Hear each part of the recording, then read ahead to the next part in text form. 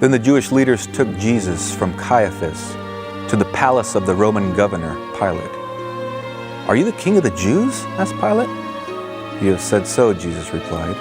The chief priests accused him of many things.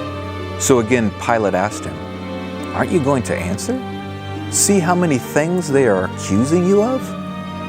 But Jesus still made no reply, and Pilate was amazed. Now it was the custom at the festival to release a prisoner whom the people requested. A man called Barabbas was in prison with the insurrectionists who had committed murder in the uprising. While Pilate was sitting on the judge's seat, his wife sent him this message: "Don't have anything to do with that innocent man, for I have suffered a great deal today in a dream because of him." But the chief priests and the elders persuaded the crowd to ask for Barabbas and to have Jesus executed. Then Pilate took Jesus and had him flogged. The soldiers twisted together a crown of thorns and put it on his head. They clothed him in a purple robe and went up to him again and again, saying, "Hail, King of the Jews!" And they slapped him in the face. Once more Pilate came out and said to the Jews gathered there, "Look, I am bringing him out to you to let you know that I find no basis for a charge against him."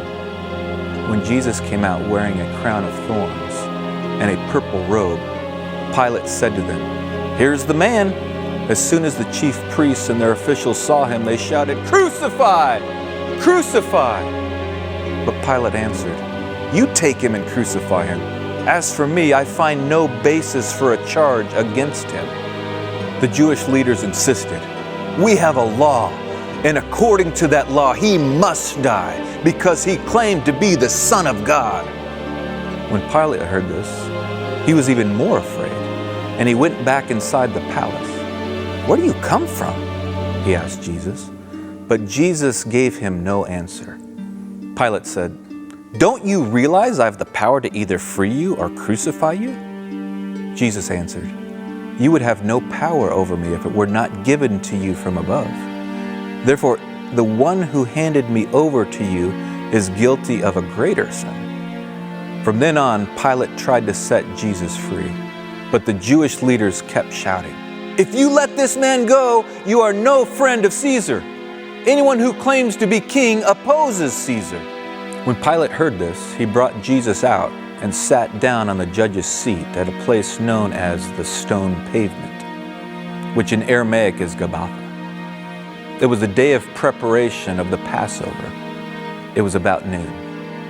"Here is your king," Pilate said to the Jews, but they shouted, "Take him away!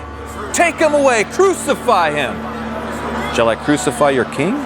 Pilate asked. "We have no king but Caesar," the chief priest answered.